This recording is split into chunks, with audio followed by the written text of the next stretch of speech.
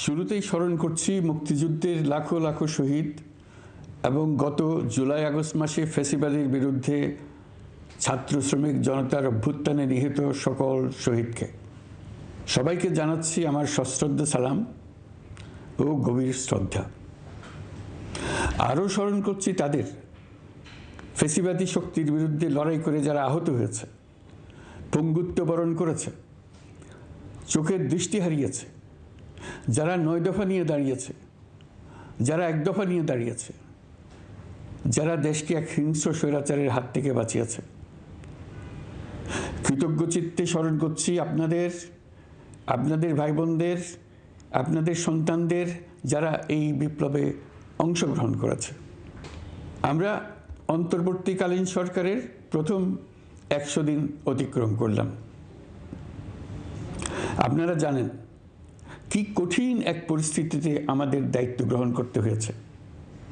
ছাত্র শ্রমিক জনতার অভূতপূর্ব গণ অভ্যুত্থানের পর ফ্যাসিস্ট সরকার প্রধান পালিয়ে গেলে দেশ সরকার শূন্য হয় সাময়িকভাবে। পুলিশ প্রশাসন এই সময় সম্পূর্ণ নিষ্ক্রিয় হয়ে পড়লে উদ্বেগজনক এক পরিস্থিতির সৃষ্টি হয়।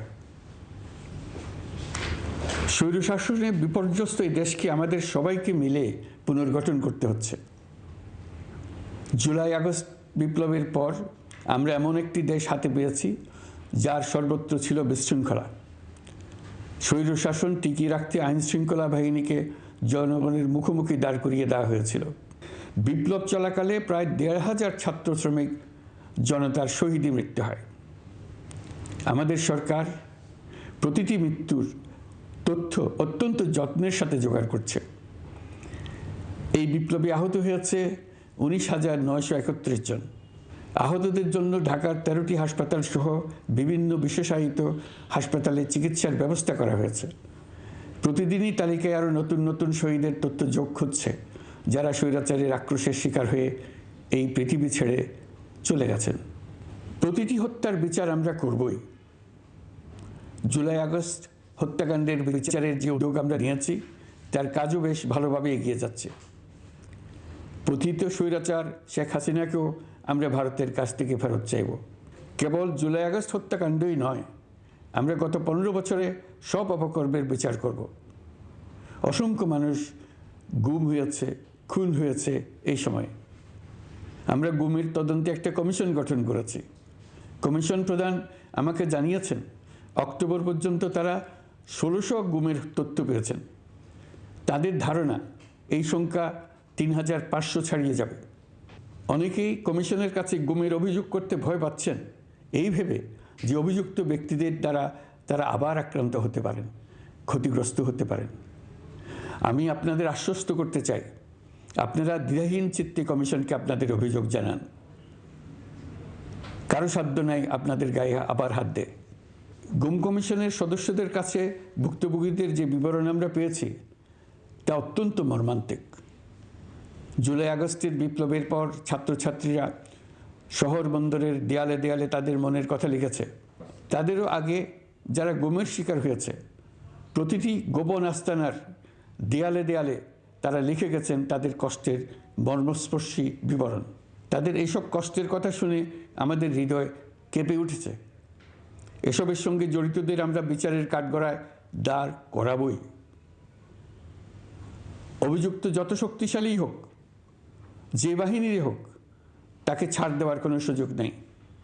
কেবল দেশে নয়, গুম, খুন ও জুলাই আগস্ট গণহত্যার সাথে জড়িতদের আমরা আন্তর্জাতিক আদালতেও বিচারের উদ্যোগ নিয়েছি।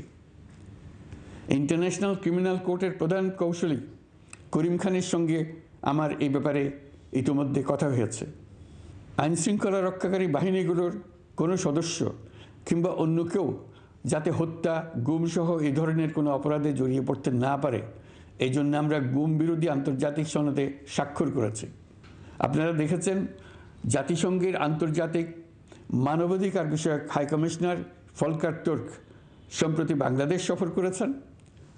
জাতিসংঘ জুলাই আগস্ট হত্যাকাণ্ডের তদন্তে আমাদের সহযোগিতার হাত বাড়িয়ে দিয়েছেন। ডিসেম্বর প্রথম সপ্তাহে তারা আমাদেরকে তাদের রিপোর্ট হস্তান্তর করার প্রতিশ্রুতি দিয়েছে। অতীতের গুমের ঘটনাগুলো তদন্ত কাজেও আমরা নিয়মিত তাদের সঙ্গে যোগাযোগ রক্ষা করে চলেছি। মানবাধিকার রক্ষায় সহযোগিতা করতে ঢাকায় তারা তাদের জনবল বাড়ানোর প্রস্তাব দিয়েছে। আমরা এই প্রস্তাব গ্রহণ করেছি। প্রিয় দেশবাসী, আমি আগেও জানিয়েছি, আবারও জানাচ্ছি, গণ অভ্যুত্থানে সকল শহীদদের পরিবারকে পুনর্বাসন করা হবে, একজনও বাদ যাবে না। সকল আহত শিক্ষার্থী, শ্রমিক, জনতার চিকিৎসার সম্পূর্ণ ব্যয় সরকার বহন করবে। আহতদের দীর্ঘমেয়াদী এবং ব্যয়বহুল চিকিৎসা এবং শহীদদের পরিবারের দেখাশোনার জন্য স্বাস্থ্য মন্ত্রণালয়ের নেতৃত্বে একটি পূর্ণাঙ্গ তালিকা প্রস্তুত করা হয়েছে। প্রতিটি শহীদ পরিবারকে সরকারের পক্ষ থেকে ৩০ লক্ষ টাকা দেওয়া হচ্ছে। যারা বুলেটের আঘাতে তাদের দৃষ্টিশক্তি হারিয়েছেন, তাদের চিকিৎসার জন্য নেপাল থেকে কর্নিয়া আনার ব্যবস্থা করা হয়েছে এবং যাদের প্রয়োজন তাদেরকে সরকারের পক্ষ থেকে বিদেশে চিকিৎসার জন্য পাঠানো হচ্ছে। জুলাই অভ্যুত্থানের কোনো শহীদ এবং আহত ছাত্র, শ্রমিক চিকিৎসা সেবা এবং পুনর্বাসন পরিকল্পনা থেকে বাদ যাবে না। এটি অন্তর্বর্তীকালীন সরকারের অঙ্গীকার। এই গণ অভ্যুত্থানের শহীদের স্মৃতি ধরে রাখতে গঠিত জুলাই শহীদ স্মৃতি ফাউন্ডেশন বেশ পাকাপোক্তভাবে তাদের কাজ শুরু করেছে। এই ফাউন্ডেশনকে সরকার ১০০ কোটি টাকা অনুদান দিয়েছে। এছাড়াও জুলাই আগস্ট বিপ্লবে শহীদ পরিবারের পুনর্বাসন ও আহতদের সর্বোত্তম চিকিৎসা নিশ্চিত করার জন্য সমাজ কল্যাণ মন্ত্রণালয়ের পক্ষ থেকে ৫ মিলিয়ন মার্কিন ডলারের একটি বরাদ্দ প্রস্তাব অর্থনৈতিক সম্পর্ক বিভাগের মাধ্যমে বিশ্ব ব্যাংকে পাঠানো হয়েছে।